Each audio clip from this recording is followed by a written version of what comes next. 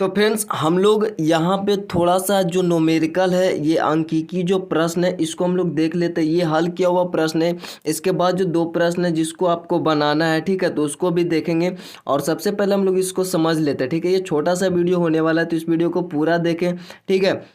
और वीडियो अच्छा लगे तो इसको लाइक कमेंट जरूर से कर दें। यहाँ पे देखिए आपसे क्या बोला है, यदि कोई कण 60 सेकंड में 30 दोलन पूरा करता है, ठीक है, 60 सेकंड में 30 दोलन पूरा करता है तो उसकी दोलन गति का आवर्तकाल क्या होगा। आवर्तकाल और आवृत्ति के बारे में हमने पहले भी बात किया था।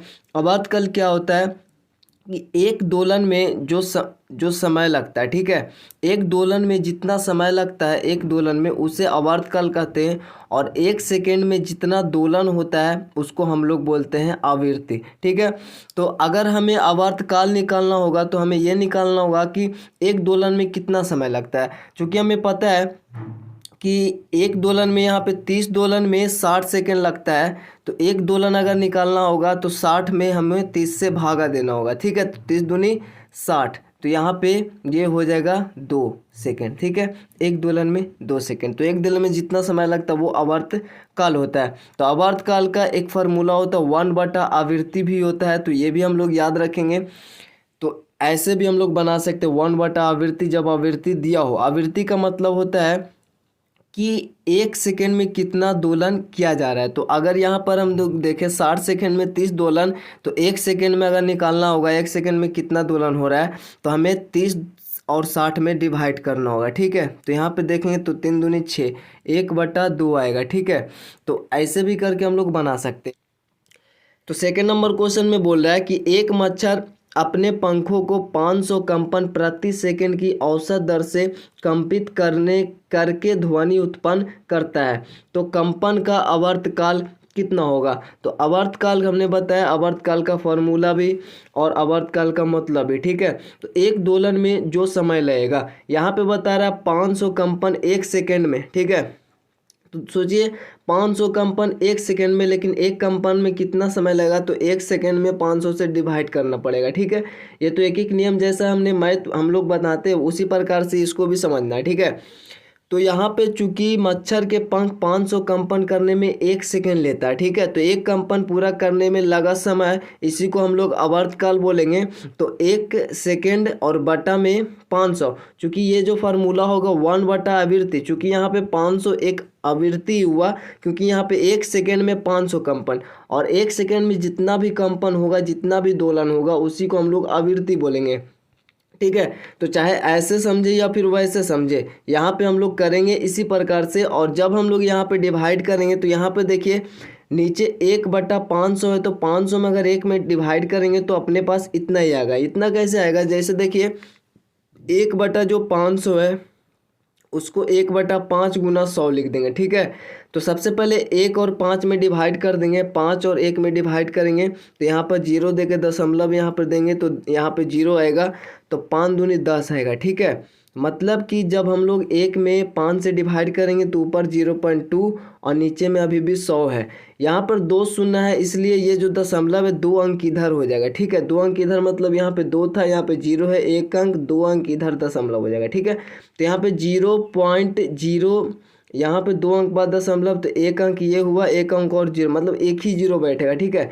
मतलब कि यहाँ पर 2 होगा, फिर 1 0, फिर 2 0, फिर 0.0 होगा, ऐसा कुछ, ठीक है। चूंकि 2 शून्य है तो 2 अंक बाद दशमलव हम लोग देंगे, तो इस प्रकार से होगा इसका 0.002, ठीक है। तो यहाँ पे इसका जो आया, यहाँ पे इस प्रकार से भागा देने के बाद 0.002 सेकेंड आया, ठीक है। तो ये हमारा आवर्तकाल था। तीसरा हम बोल रहे यदि कोई कण 5 सेकेंड मतलब 5 सेकेंड में 120 दोलन करता है, ठीक है, तो उस कण के दोलन की आवृत्ति, तो आवृत्ति का मतलब होता है एक सेकेंड में जितना दोलन करेगा। तो यहाँ पे 5 सेकेंड में 120, तो एक सेकेंड में तो मतलब 5 से डिवाइड करेंगे, या फिर इसका जो फार्मूला होता है ऊपर में रहेगा दोलनों की संख्या और नीचे में रहेगा लगा समय, ठीक है, जो भी समय लगेगा।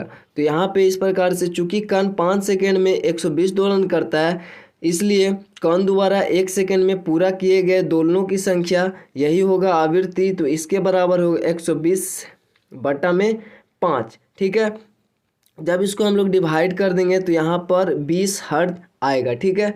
तो यहाँ पे हमारे पास ये जो सॉरी यहाँ पे 5 दूनी 10, जब इसको हम लोग 120 और 5 से डिवाइड करेंगे तो यहाँ पे 24 हट जाएगा।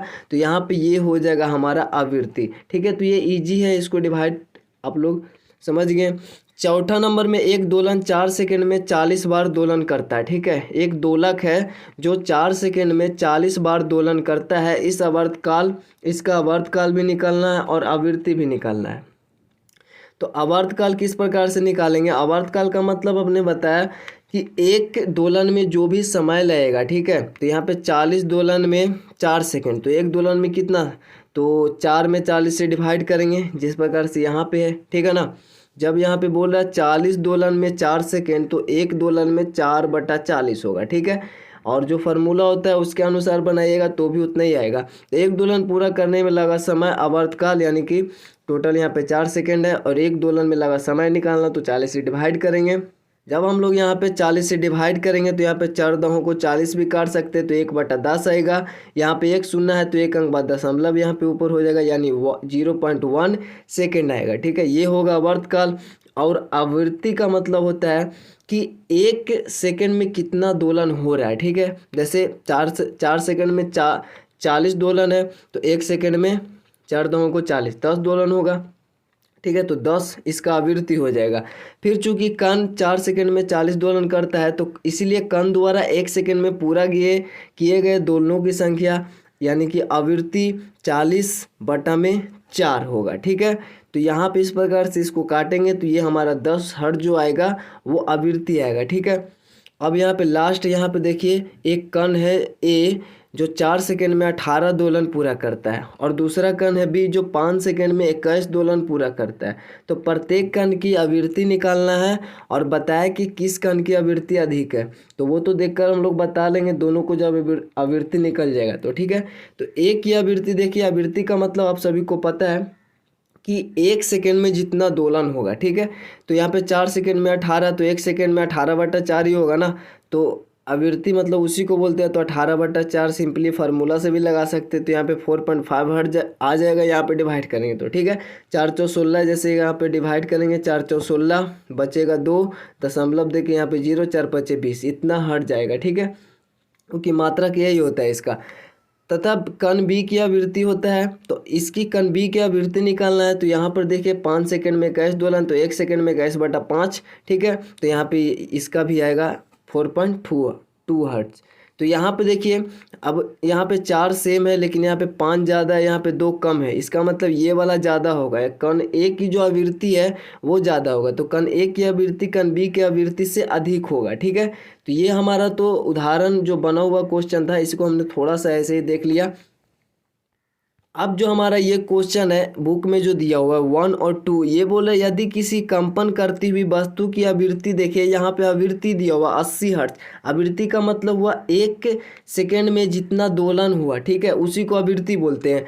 तो उसका आवर्तकाल क्या होगा? आवर्तकाल का जो फार्मूला होता है 1/आवृत्ति होता है, ठीक है ना, 1/आवृत्ति होता है। तो 1 यहाँ पर देखिए 1/आवृत्ति होता है। वैसे अगर आप आवर्तकाल के बारे में आप जानते हैं तो आपको पता है कि एक दोलन में जो भी समय लगेगा, ठीक है। और ये जो आवृत्ति दी होगा 80 हर्ट्ज है, इसका मतलब 1 सेकंड में 80 दोलन हो रहा होगा, ठीक है। जब 1 सेकंड में 80 दोलन, तो एक दोलन में यहाँ पे 80 आ जाएगा गुना में, तो 1/80 होगा, ऐसा ही होगा ना।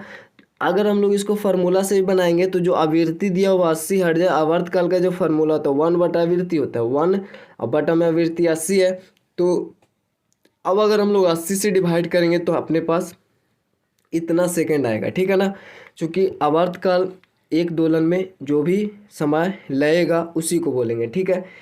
तो एक दोलन यहाँ पे 80, तो टोटली 1 सेकंड में दोलन है, तो एक दोलन हम लोग इसी प्रकार से निकालेंगे, यही फार्मूला होता है। तो अगर हम लोग 80 से डिवाइड करेंगे, जैसे देखिए आपको बताया यहाँ पे 8 गुना 10 तो लिख ही सकते इसको। अब 8 में 1 से इस प्रकार से डिवाइड करेंगे तो यहाँ पे 0 देके दशमलव देंगे तो यहाँ पे 0 आएगा, ठीक है। अब 8 इकाई 8 यहाँ पे अगर हम काटे तो यहाँ पे 2 बचेगा, फिर यहाँ पर 0 आएगा, 8 दूनी 16, फिर यहाँ पे 4 आएगा, तो 8 45 कट जाएगा। तो ये तो आ गया। अब नीचे भी तो अभी 1 शून्य और है, 1 शून्य और है, तो 1 अंक इधर आ जाएगा, ठीक है। मतलब कि देखिए 125 ऐसा आएगा, ठीक है ना। इतना सेकंड आपका आंसर हो जाएगा। और दूसरा नंबर क्वेश्चन को अगर देखें तो जैसे हमने पीछे भी देखा, कण ए जो है 8 सेकंड में 20 दोलन पूरा करता है और दूसरा कण बी जो है 8 सेकंड में 18 दोलन पूरा करता है। प्रत्येक कण की आवृत्ति ज्ञात करना है और बताना है कि आवृत्ति किसका अधिक है। तो आवृत्ति तो सिंपली अपने को पता है कि इस प्रकार से ज्ञात करना है। तो कण ए की जो आवृत्ति होगा मतलब कंपनों की कुल संख्या ऊपर और कंपनों में लगा समय नीचे, बाकी हमने सब कुछ समझा दिया है। तो आवृत्ति का मतलब वैसे आप सभी को पता ही है, आवृत्ति का मतलब होता है 1 सेकेंड में जो दोलन होगा, ठीक है, जितना दोलन होगा। तो अपने को पता है यहाँ पर जो क्वेश्चन है वो 8 सेकेंड में 20 दोलन, तो 1 सेकेंड में कितना दोलन होगा, 20/8 होगा। तो यहाँ पर देखिए 20/8 ही है, कंपनों की कुल संख्या यहाँ पे है और समय नीचे है, तो 20/8, 8 दूनी 16, बचेगा 4, पॉइंट देंगे तो 0 उतरेगा, 4 और 0 40, 8 45, यहाँ पे इतना हर्ट्ज आएगा, ठीक है। कण बी की आवृत्ति उसी प्रकार से निकालेंगे। तो ऊपर में जो होगा दोलनों की संख्या, नीचे में समय, और डिवाइड करेंगे तो यहाँ पे 2.25, जैसे देखिए 8 में 18 से अगर डिवाइड करेंगे तो 8 दूनी 16, बचा 2, यहाँ पे दशमलव, यहाँ पे 0, 8 दूनी फिर से 16, फिर यहाँ पे 4, तो यहाँ पे 0, 8 45, तो इस प्रकार से आएगा। अब देखते हैं कि इस दोनों में ज़्यादा कौन है। यहाँ पे 2 सेम है, लेकिन यहाँ पे 5, यहाँ पे 2, तो ये ज़्यादा है, ठीक है। तो ए की आवृत्ति अधिक होगी किसकी तुलना में, बी कण की तुलना में। ऐसा भी लिख सकते हैं या फिर ऐसा भी लिख सकते हैं, ठीक है। तो ये हो गया आपका कंप्लीट, ठीक है। अब हम लोग नेक्स्ट चैप्टर देखेंगे, अभी फिलहाल हम लोग क्वेश्चन आंसर को देखेंगे। आप लोग कमेंट करिए, ठीक है। तो मिलता है आपसे नेक्स्ट वीडियो में, तब तक के लिए जय हिंद, जय भारत।